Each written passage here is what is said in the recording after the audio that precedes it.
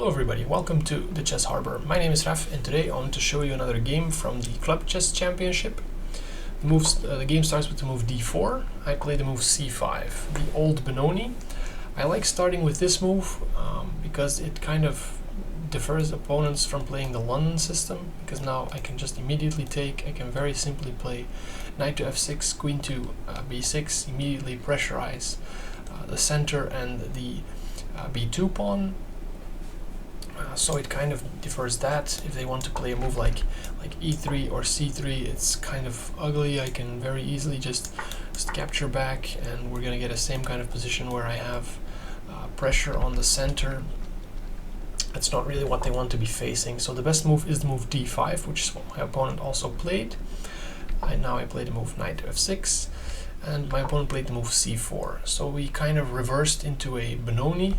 We should usually reach this position from this kind of move order, but in this position, because I play this kind of move order, my opponent doesn't have to play c4, and he can also play knight to c3, which would actually be a better move, because now the c4 square is vacant, and a knight maneuver like this could eventually end up with a very strong knight on the c4 square.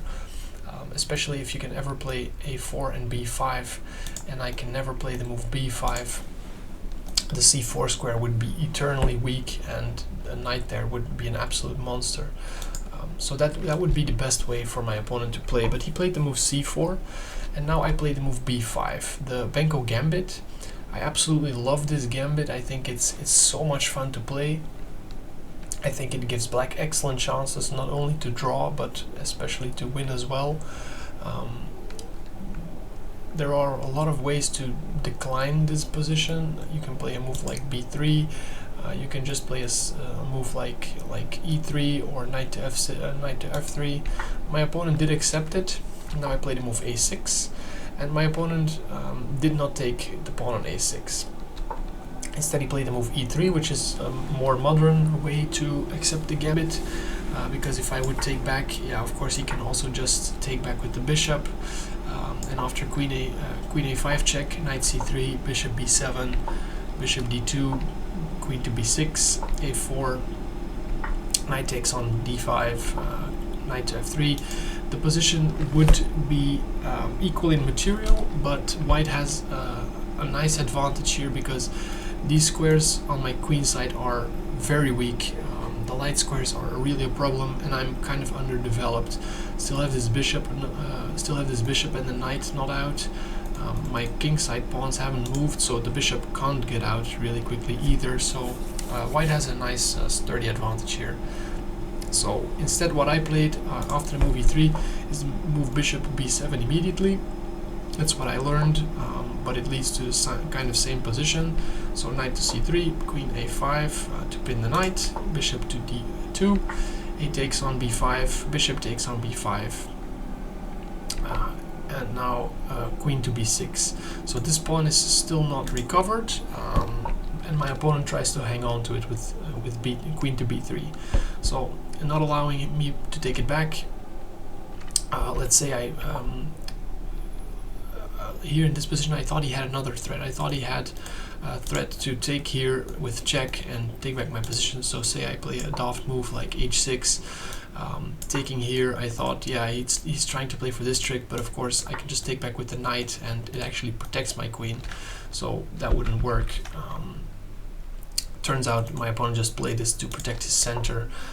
I just play g6 here. I want to develop e4, bishop g7, knight g to e2, castles, d6. So I want to solidify my pawn center. Also make sure that he can't play e5. Plays knight to g3, bishop, knight b to d7, and now king h1. So he wants to push the move. He wants to push f4 here. He cannot do that right now because there is a discovered attack here. So imagine I play some kind of daft move. He plays f4. I could pick up his queen with c4 check.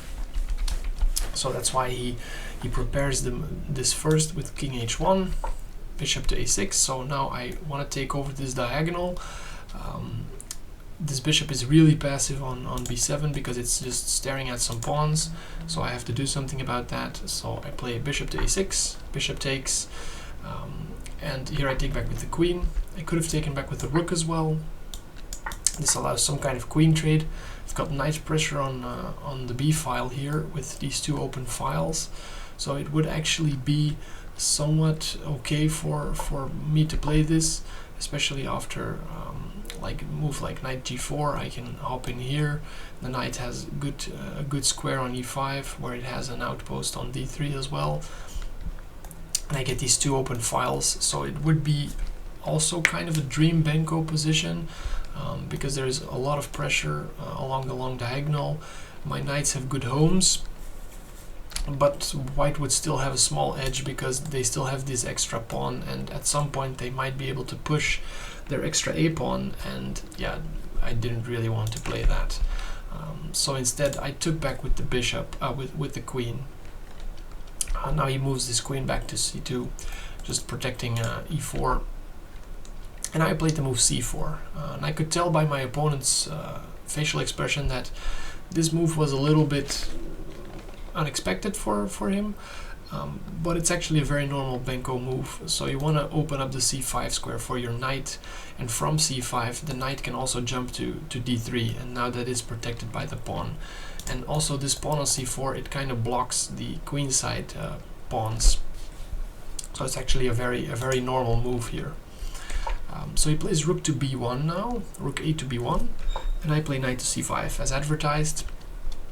And he plays the move b4, which in turn was quite unexpected for me, but I guess he just wants to push these queenside pawns forward now. And I had a long think about this one, because I thought putting the knight on d3 now, it looks excellent, and without the move b3 he can't challenge my pawn on c4, and this bastion of the knight would be very strong, but at the same time this pawn feels very dangerous. So in the end I decided to take en passant. That was a little bit better, I think. Now I still have this square available if I want, because my queen is covering it. He takes back with the a pawn. I also have the a file now for activity. But first I start with the move rook f to c8, because I thought that's the reason why eventually I played en passant, because now I thought the queen is nicely aligned with my rook on the c file, and yeah, my heavy pieces, they've all found incredible squares to be on. So he plays b4. He wants to immediately just try to make his extra pawn count and just push forward, because of course now he hits the knight. The next move would hit the queen. So I move the knight back to d7, and now he moves again, hitting my queen. Play queen to b6, bishop to e3, and queen back to a5. So he's got in some nice free moves. So he's got in the move b4, he got in the move b5, he got in the move bishop e3, all with tempo. But I have tremendous pressure here. I still have my queen and rook battery. I have this pin along the c file, and I also have some discovered attacks here. So now my opponent plays the move bishop d4, and this is not accurate, because now I have a very nice attack here. I have a very nice tactic, and I played knight takes on d5 here, which is an excellent attack, because now I have three attackers on the c3 square. I have the bishop opening up. It's just an excellent position. Black is completely tied down here. And the best move that white can play is bishop takes on g7. That's what my opponent did. But now I can take his knight on c3. He takes back with the bishop, and I take his bishop. So I won back my pawn. Taking with the rook here might even have been more accurate, but I felt like this endgame was quite good for me, because this pawn is still very weak. My knight is very easily going to block this pawn or go from c5 and make sure that it can't reach the back rank. And my rooks are active. I can go on to the 7th rank if I want. I can also encircle this pawn. So my opponent here plays the move f3. I played rook to b8, and he could have protected the pawn by doubling his rooks now, but he instead attacked my rook. Played to c5, rook to c5. He could have still protected the pawn with knight to d4, but and I asked him afterwards. He said that he felt like the pawn was going to be dropping anyways, and it was better for him to activate his king side, because yeah, his king side is still very passive. So he played f4. I took the pawn. A pair of rooks comes off, and now knight to d4. I played rook to b4, rook to d1, and here I played the move e5, knight to f3. I can't really take this pawn because yeah, then I have some issues on d7. So I put my rook back to b6, g3, king to f8, h4, and here I made a mistake. I played h5, which is losing. I should have played a move f6, and then after some pawns come off, the knight is not really doing anything, and I can easily improve. And I have this backwards pawn, but it doesn't really matter that hard, because I can put the knight on f6, the king on e6, and eventually I will be able to push this pawn. So it doesn't really matter. But instead I played the move h5, which is not useful at all. It just gives him this square. So he finally gets his rook, his king involved more. So he also could have played the move knight takes on e5 here. That's actually even more critical, because yeah, if I ever take here, he takes back with the rook, and in this position we have a 3-on-3 with 2 rooks on the board. This position is a dead draw. And if I take back with the knight, yeah, same thing. So it's also a 3-on-3 again, and the position is a draw. But he plays king to g2. I play king to e7 now, rook to d3, knight to c5, rook to e3, knight to b4, rook to b4, and he takes there. Instead of rook b4, I should have taken there. E takes on f4 is better. G takes on f4, rook to b4, and now this pawn, it can't really be defended well. This is not a good move, because it would allow me some more pins. So he's forced to go on e5, and I can take here. And in this position, I'm just up 2 pawns with the winning endgame. Would have been a way cleaner way for me to finish the game off, but instead rook to b4. He can take here now. I took there, but he can still get the pawn because it's an intermediate move with check. He takes on d6, king takes on d6, king to f2, king to d5, knight to g5, and I'm kind of forced to take here. I could have moved back the rook, which probably would have been better, but this pawn is now under attack as well, so I have to defend it with f6, knight to h3, knight to e6, and knight to f4 check. And this is a nice move by him, so the position is actually still completely dead equal. I have to take his knight. He takes back. He takes back with the king, but he could have taken back with the g pawn. And here, after f5, the position is completely drawn. So he plays king to d3 now, and there is not a single way for me to get past his king. I cannot get in, and he cannot get in, but I can also not get past him. So this position would be dead equal, because there's no way for me to ever get a pawn break. If ever he goes for something like this,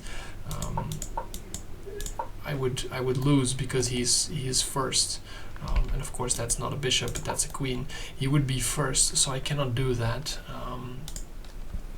So instead, the position would just be lost. But he plays king to f4, and he offered me a draw here, which I knew was no longer a draw. So if he played f takes, if he played g takes on f4 and offered me a draw, I would have accepted it. But now I was entirely sure that I was winning this position.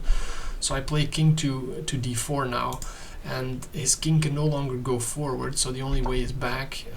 Instead of going back, he played g4, but that's also not good.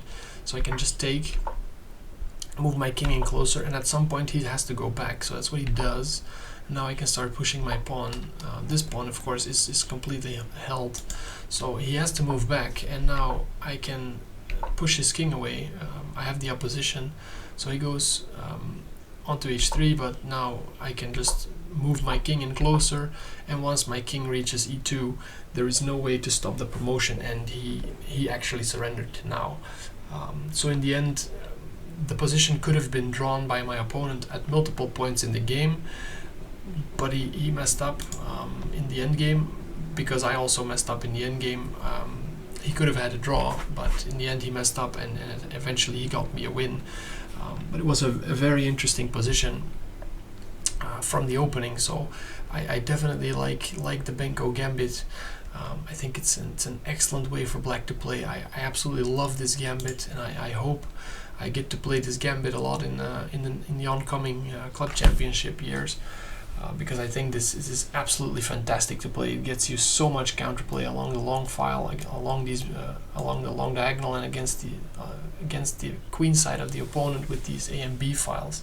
So I think gambiting the B pawn here is definitely very interesting, and I hope to show you guys more of it in the later games. Thanks for watching, and I'll see you guys in the next video.